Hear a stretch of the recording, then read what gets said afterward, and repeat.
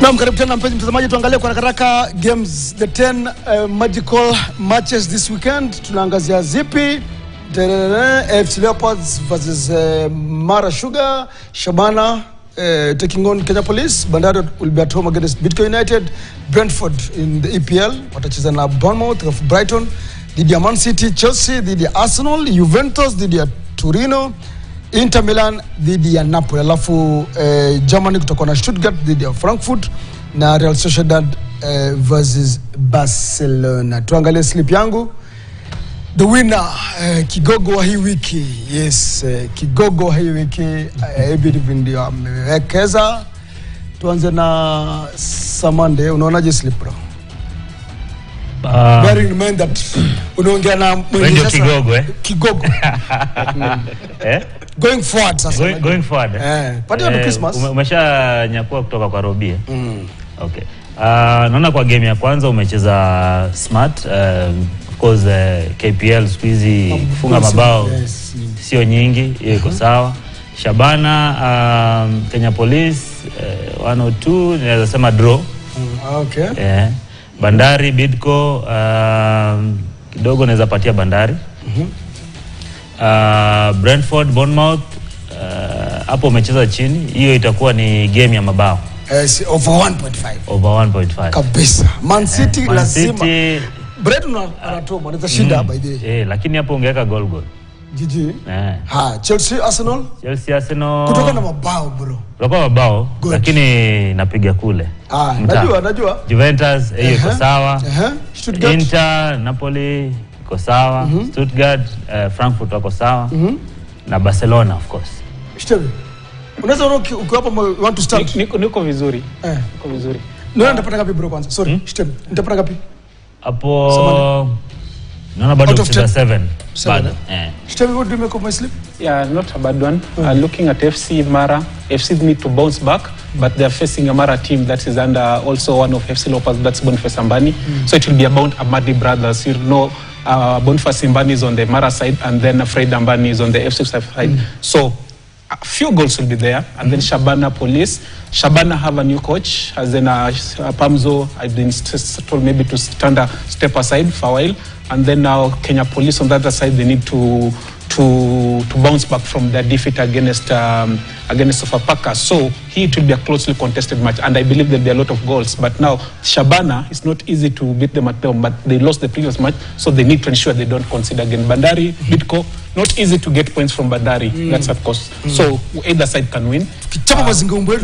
Brentford, Bournemouth, of course, there will be goals there. Brighton, Man City need to show that they need their champions in Europe and in England. They need to win. Chelsea, Arsenal, London derby. There is no touch in Asamande? There's no favorite in derbies. Any team can walk away the win. So GG will go. And then Juve, Torino, of course, Juve. Inter Napoli, another big game. You can't put your money anyhow. I think GG can work. And then Stuttgart versus Frankfurt. Stuttgart have been playing in the Champions League, and they need to show people that indeed they're just not playing there for fun. So I think I'll give the home team. And then Sociedad Barcelona any day, anytime this season. Chef, karibu. Chef ambaye mali utawekeza pesa zako. Wachana na hayo mengine yote. Hapa ndio unawekeza pesa. Umesikia naitwa nani? Umeshapika slip. Hiyo hii sasa.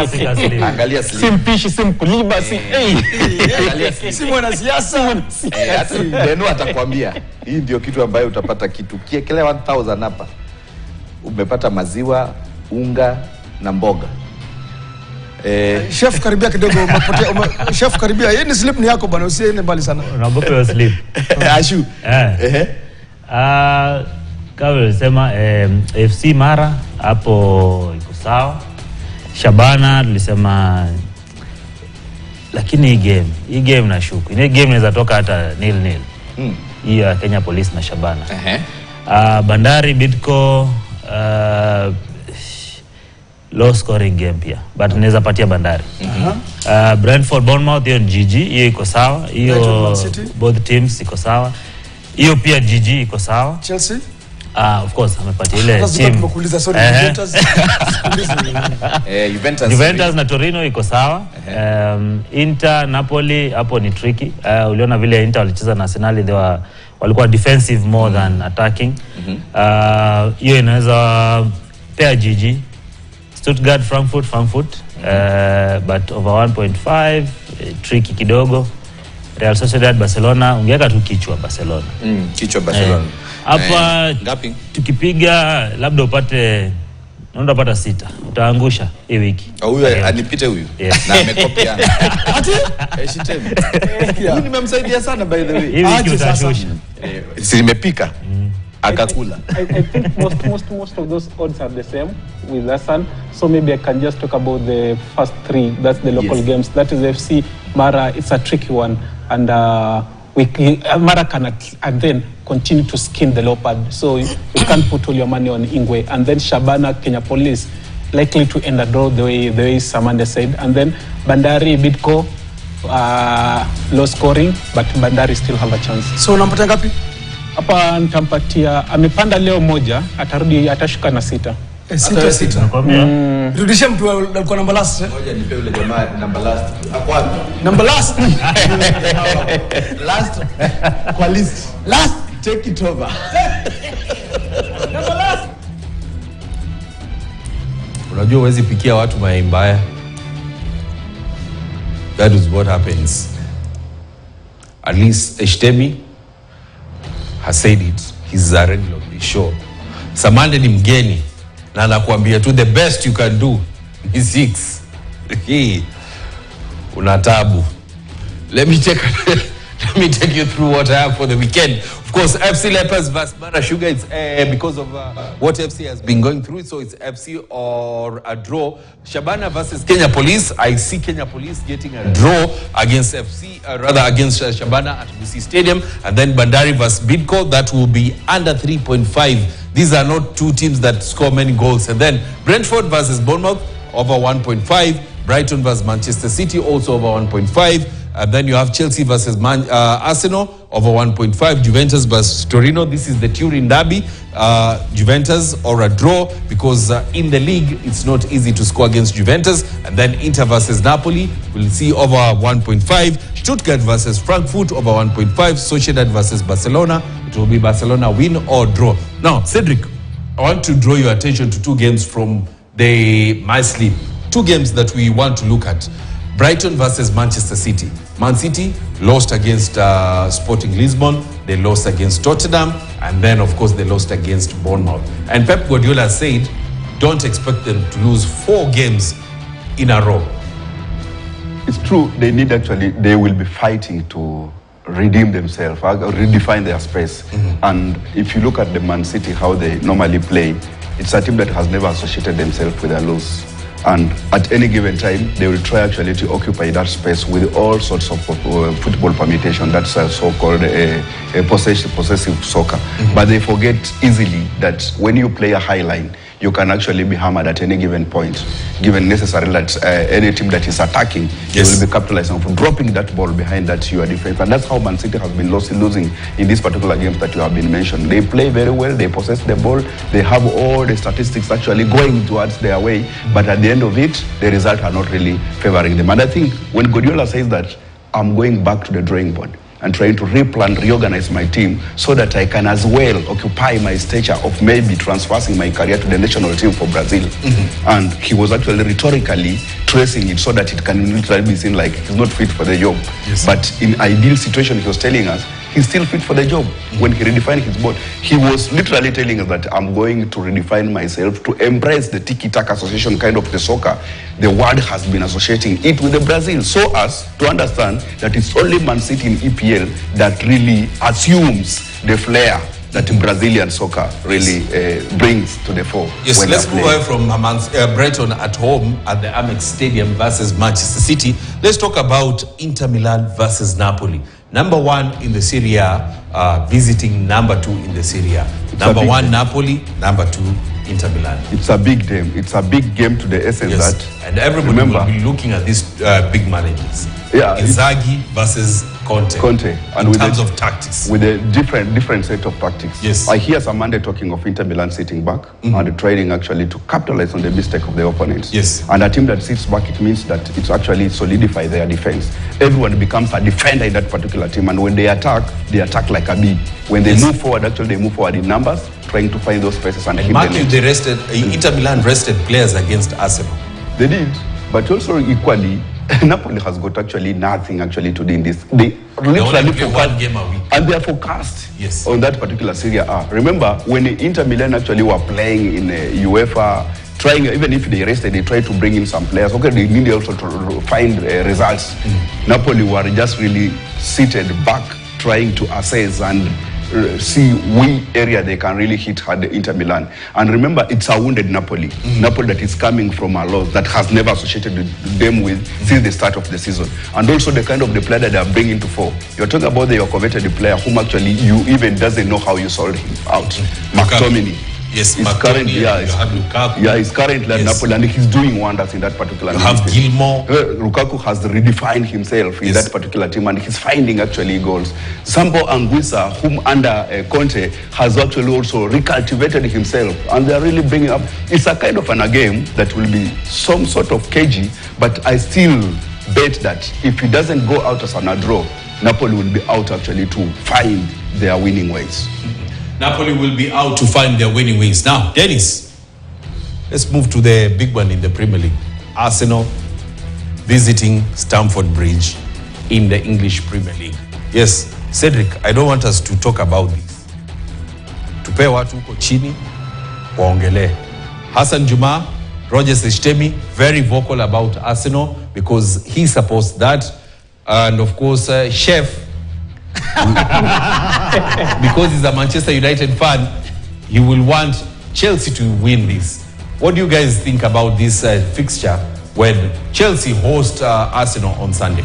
But chef, unajua tumeongea sana kuhusu ati Islam pia Arsenal. Personally, I feel like it's mental, it's psychological. Since Edu resigned, results zao zimeenda south. I think it's only one game they played when he resigned versus Inter Milan. The first before he resigned, kulikuwa hizo rumors, taenda nini.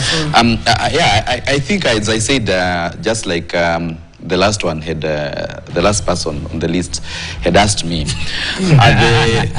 the team Arsenal this season I think they have been having issues. It's just that unlike Manchester United, where we usually know that there is a problem in Manchester United, Arsenal wanajua kuificha. I think there is a problem uko nyuma behind the scene that is really disturbing and that is messing up with Arsenal. I have seen they are going to be they might appoint a former player. And that also will mean a lot. Maybe they are going to be trying to have at least some good results as they move forward. Sorry, bro. With these problems, is this match against Chelsea too soon for them? Not really, because as much as they are struggling and getting results here and there and losing, Arsenal is a good team. It has a good squad, and at least they have a system of play. They know how to play, and the good thing with them is that they have young players that do not lose hope. They play to the end, and they try to come back to the game. And it's just that the previous few games that they have lost, it has been difficult to come back. But you would have realized that they attack and attack until they're trying. It's just that luck has not been on their side. And also Chelsea, I think they're having a very good run this season. And it is a good game to test if indeed Maresca is a fit to play the big teams, the big six in the Premier League. I think I can describe Arsenal season so far as weird because they've been blowing hot and cold.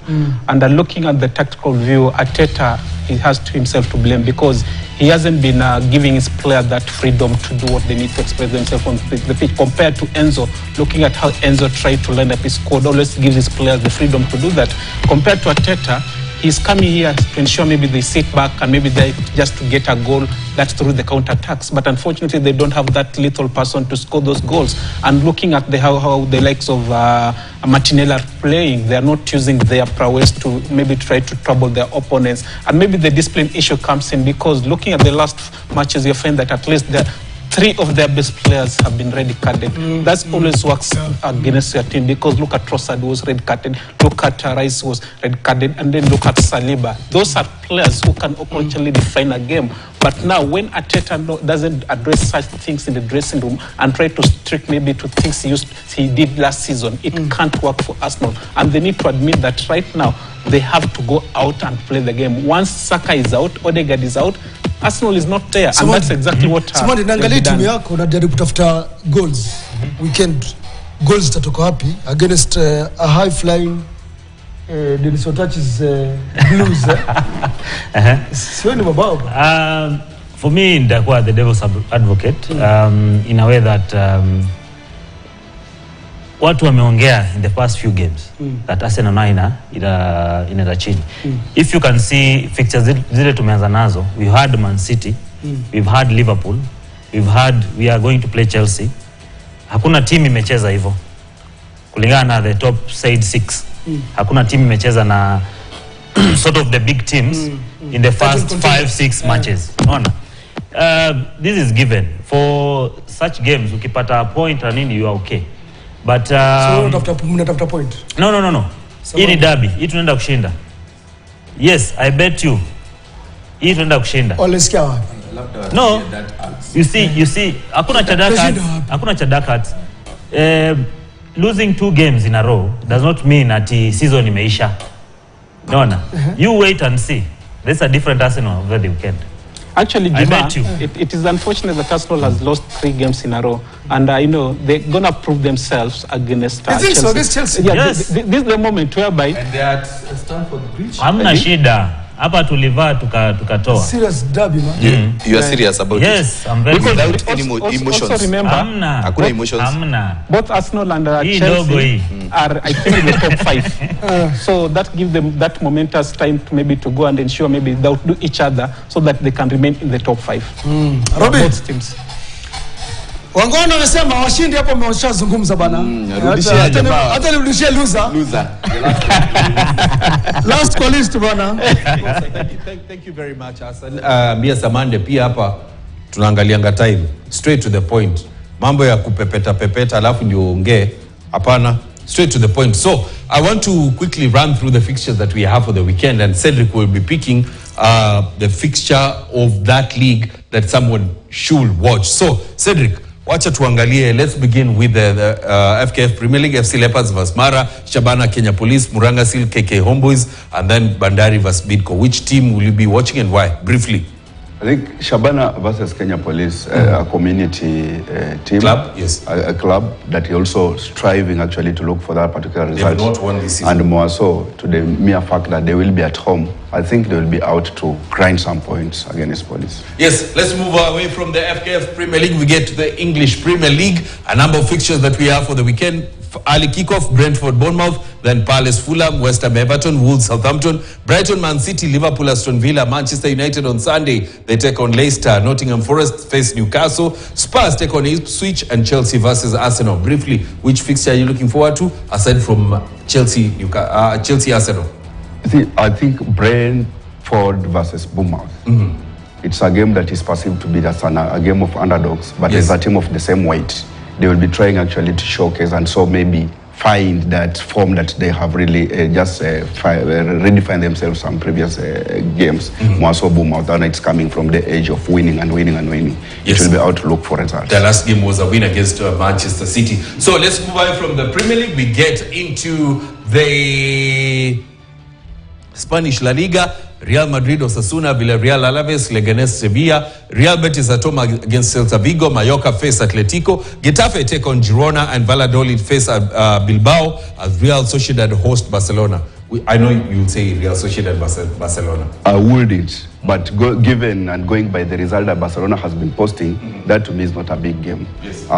Presume that Barcelona will be just out to collect points. If at all, so Sociedad will play hard, maybe a draw. But a big game that I expect a game that will be actually be played at Tension at the Bernabeu.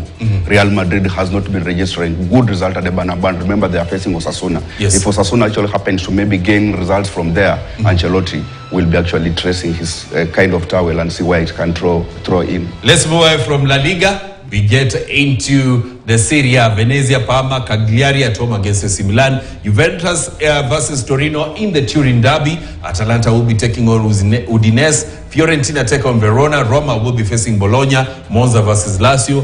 And then Inter versus Napoli. Of course, Cedric, we all know that you will be looking at this fixture, Inter versus Napoli. Let's go to the Bundesliga. And that is where you have Mainz will be taking on Dortmund, St. Pauli versus Bayern, Bochum versus Leverkusen, Bremen versus Holstein.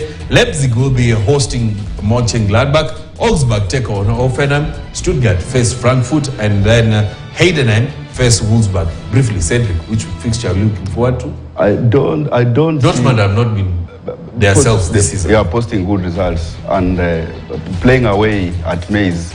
Maybe and again they will be struggling actually to find their spaces. Similarly to Bayern Leverkusen, it's not the same Bayern Leverkusen that we have embraced last season. That is, you can see the kind of result that they are really working in 4 goals against Liverpool. That's not kind of a result that you could expect Bayern Leverkusen actually to post against Liverpool, given to the result that they have been presenting last season. Putting you on the spot as we wrap up this session. Chelsea versus Arsenal, who's winning? It's a big game on paper that does not really present the result that we have been seeing them posting previously. Another team is surging up, and that is Chelsea. You can see the kind of result, though it's on a rotation. We kind of doesn't really place their first 11. We don't know even the team that really soaked in against Noah. 8 goals is the same team that will be playing against us, and that was not their first team. Arsenal lost to Inter Milan. Yeah, similarly, the side of Arsenal, it has been struggling actually to find their form. And remember, they have been dropping down to the log. As you put it, they are just behind Manchester United by 6 points, 6 or 7 points. And it's a team that will be struggling actually to see if yet again it can go for the trophy. Who's winning? It's a draw. A draw. That will define this particular result. Thank you very much, Cedric, saying Chelsea versus Arsenal will be a draw on Sunday. We'll have to wait and see whether that will come to fruition. Cedric Musumba, thank you very much for coming and giving us your insights on the fixtures that we have for the weekend. Hassan Juma, I don't know, the gentleman, the chef, the newcomer, and the FKF enthusiast. Jambo wa Equatorial Guinea, Steven Mkangai, show iko poa sana, nimeweka mitego kila kona, kila mahali. Manchester United this season, this weekend wanaingia top 10. Baada kucheza na Leicester City. Alafu watu watapoteza this weekend. Alafu ikuwe tofauti ni 3 points. Closing remarks, guys. Kesho tukutane kwenye Radio Maisha kuanzia saa 12 EPL, mechi ya Man City dhidi ya Brighton saa 2:30, kisha saa 5 usiku kuna Liverpool dhidi ya Aston Villa. Tutakuwa naye Steven Mkangai, atakuwa amerejea kutoka Equatorial Guinea, Walter Kinjo na Shafi Zele. Kuwa na usiku mwema. Bro, weekend match of course, Arsenal. You see weekend match of course. Weekend match. Oh. Hydrate. So weekend match Arsenal, looking forward to that match. Najua itakuwa tough but mtajua sisi nani. Safi. Bro, a Kenyan legend that is Austin Odor will be led to rest at his home in Makunga Mumias tomorrow. So he continue condoling the family, and you know it's a difficult moment, but he always remain a legacy in the Kenyan football. Alafu mwambie Robi pia mgeni anamwacha kidogo angalau. Robi mgeni unamwacha, usiponde sana bana. Usiponde sana. Next week tutakuwa na Steven Mkangai of course ndio. Inshallah. Atakuwa amesema atakuwa amerudi. Bye bye guys, keep it KTN in the football slip. Shabash.